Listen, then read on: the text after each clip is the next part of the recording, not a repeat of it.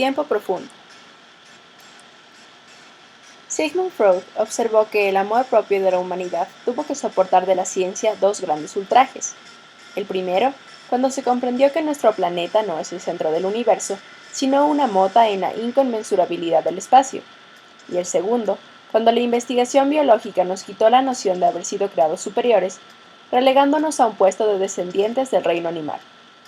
Sin embargo, Freud olvidó algo que serviría de puente entre ambos: la gran limitación temporal que la geología impone a la relevancia de lo humano, el descubrimiento del tiempo profundo. Es precisamente este el tema que trata Stephen Jay Gould en el primer capítulo de su libro Time's Arrow, Time Cycle, Myth and Metaphor in the Discovery of Geological Time. Y es que, si en palabras del autor, el concepto tradicional de un planeta joven regido por la voluntad humana desde los días de su origen resultaría conveniente para el dominio del hombre, la noción de una inmensidad prácticamente inabarcable, con una presencia humana restringida a un milimicrosegundo del final, resulta amenazadora.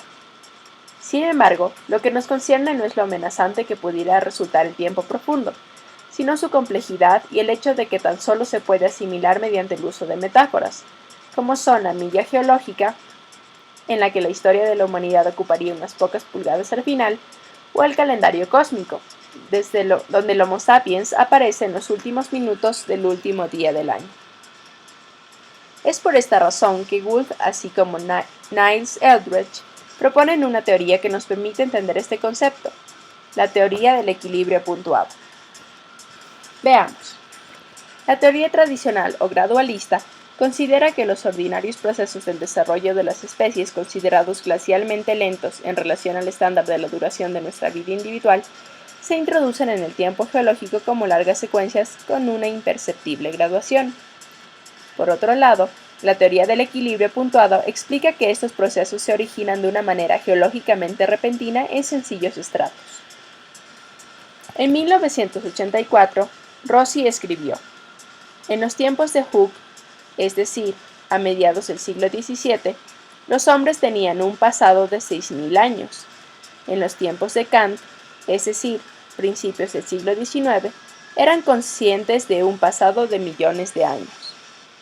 Sin embargo, la geología no era una ciencia independiente en aquellos tiempos, por lo que el descubrimiento del tiempo profundo estuvo dado por teólogos, arqueólogos, historiadores, lingüistas y geólogos. Los actores clásicamente aceptados por los geólogos como descubridores del tiempo profundo son Thomas Burnett, James Hutton y Charles Lyell. Gould estudiará a lo largo de su obra el propósito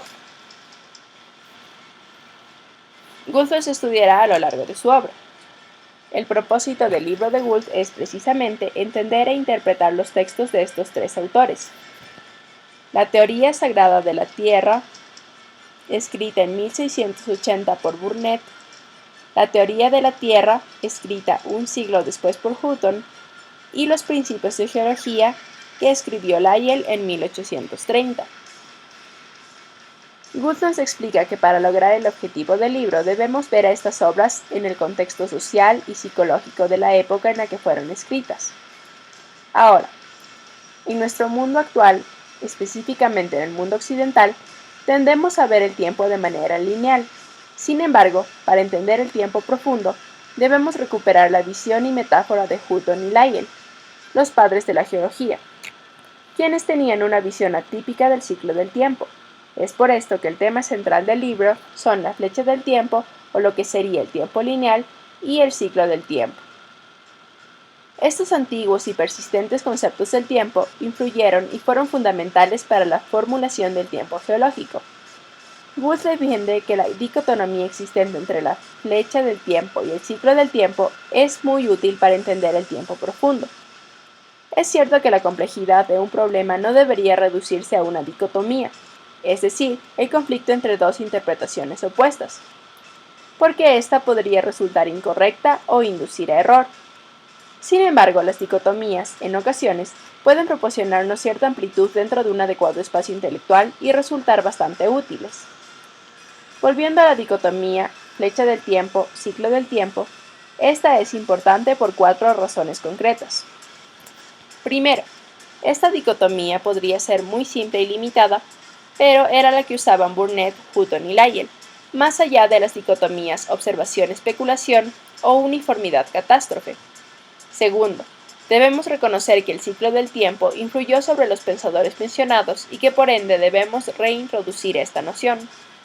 Tercero, esta dicotomía permite desvelar la esencia de los textos que mencionamos. Y cuarto, cada uno de los polos de esta dicotomía capta un tema central para la vida intelectual, porque con la flecha del tiempo podemos entender hechos específicos e irreversibles, y con el ciclo del tiempo entendemos el orden atemporal y una ley estructural. Empecemos explicando la flecha del tiempo. Este concepto nos da una noción lineal del tiempo, y es el concepto preponderante en la actualidad. Sin embargo, esta noción lineal también nos lleva a una idea de que existe progresismo. La mitología del progresismo sostiene que la ciencia difiere fundamentalmente de las otras actividades intelectuales en su búsqueda primordial para descubrir y registrar los hechos de la naturaleza. Estos hechos son recogidos y traducidos a teorías que explican el mundo natural. Así, se ve a la ciencia como el relato final del progreso y el descubrimiento empírico como su motor de avance. Es este mito el que profesa que el interés de Lyell y Hutton por el tiempo profundo nacía de un elevado conocimiento de las rocas en el campo.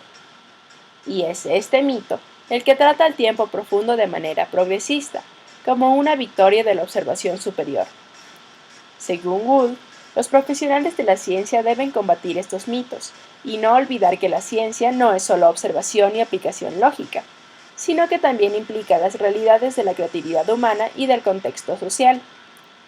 Teniendo esto en cuenta, comprenderemos que para entender el descubrimiento del tiempo profundo, debemos reconocer que en las metáforas subyacen siglos de debate, como una herencia común de todos los que han luchado con enigmas tan básicos como la dirección y la inmanencia. Vivimos inmersos en el paso del tiempo, sentenciados por lo inmanente, que no parece cambiar, y por una aparente direccionalidad de la vida, desde el nacimiento y el desarrollo hasta la decrepitud, la muerte y la putrefacción.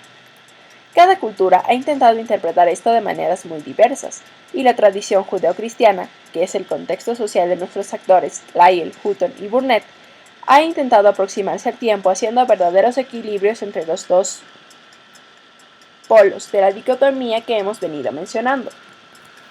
Uno de los polos es lo que llamamos la flecha del tiempo.